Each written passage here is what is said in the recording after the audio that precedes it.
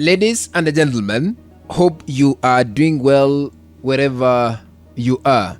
Chaos at the State House currently, as many of Mount Kenya members of parliament abandon President William Ruto. Kwisha, before I continue, if you are watching us for the first time, please, I'm requesting you. I'm not commanding you, but I'm requesting you to consider subscribing to our new YouTube channel where we don't sugarcoat anything, but we always put news as it is.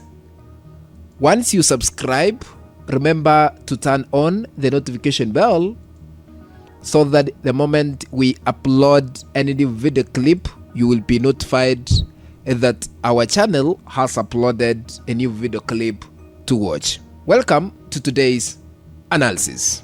We are surprised as Kenyans. Members of parliament who were elected from Mount Kenya region under the UDA political party. Remember, party leader of UDA is none other than President William Ruto. But now, members who were elected in the last general elections 2022 are now turning against President William Ruto, firmly rejecting plans to construct an Ebola quarantine facility in Laikipia County.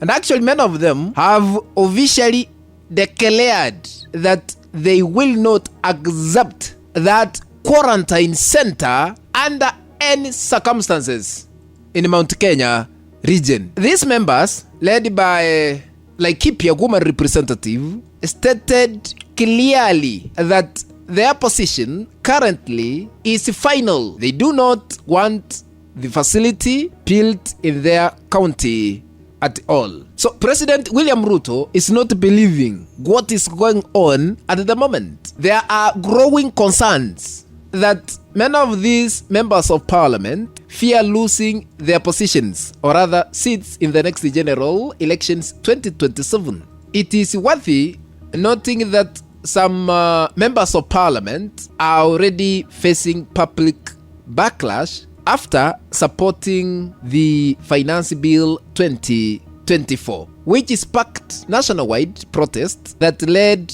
to the tragic loss of many young lives. I think you remember what happened back 2024. While Kenyans generally agree on the need to have our own Ebola quarantine facility in the country, questions are being raised about why the United States of America is funding the project with approximately 1.7 billion Kenyan shillings. The facility could be used to treat American Ebola patients from Congo in Kenya.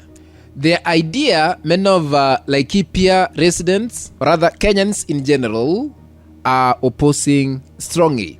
Remember, on Tuesday, High Court of Kenya extended its earlier orders, stopping the establishment of a proposed Ebola quarantine and treatment facility in Kenya, pending the hearing and determination of a petition challenging the project. In a ruling delivered by Justice Patricia Nyaundi on Tuesday, the court also directed the government to disclose all agreements, approvals, risk assessments, and operational protocols linked to the facility within the next 7 days. According to the petitioner, whereby we have Katiba Institute, the orders are intended to preserve the status quo and prevent any irreversible actions before the constitutional issues raised are fully determined. So Ruto is somebody who is stressed, and it's like it's being used by United States of America.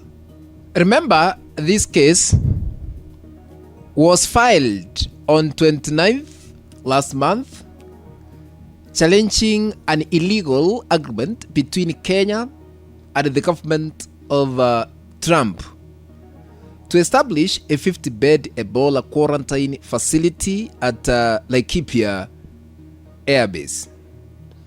Katiba Institute argues that the arrangements were negotiated without public participation according to the Constitution of Kenya, which was promulgated in the year 2010, which allows Kenyans to give their views when the government wants to implement an development project. Ladies and gentlemen, this raised concerns of national sovereignty and constitutional governance.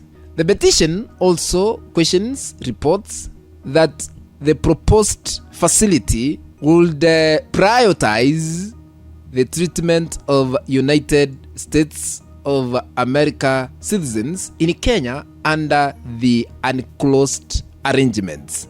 That is why many of Mount Kenya leaders are opposing the quarantine center in Laikipia.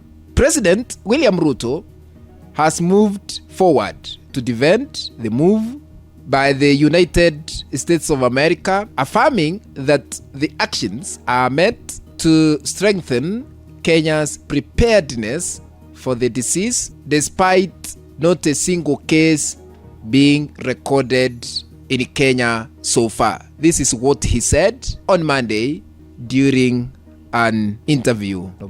And actually, President William Ruto insisted that the current continuous facility was a personal request from United States of America President Donald Trump, framing it as part of a long-standing bilateral health partnership. So the protest, remember, erupted in Nanyuki, Laikipia County, over a proposed US-Kenya plan to establish a 50-bed Ebola quarantine facility at the Kenya Defense Forces Laikipia Air Base, bringing the town into a standstill. What do you think? If you are watching and you have not subscribed to our YouTube channel, I'm requesting you to consider subscribing, and remember to share our content to other WhatsApp groups and even on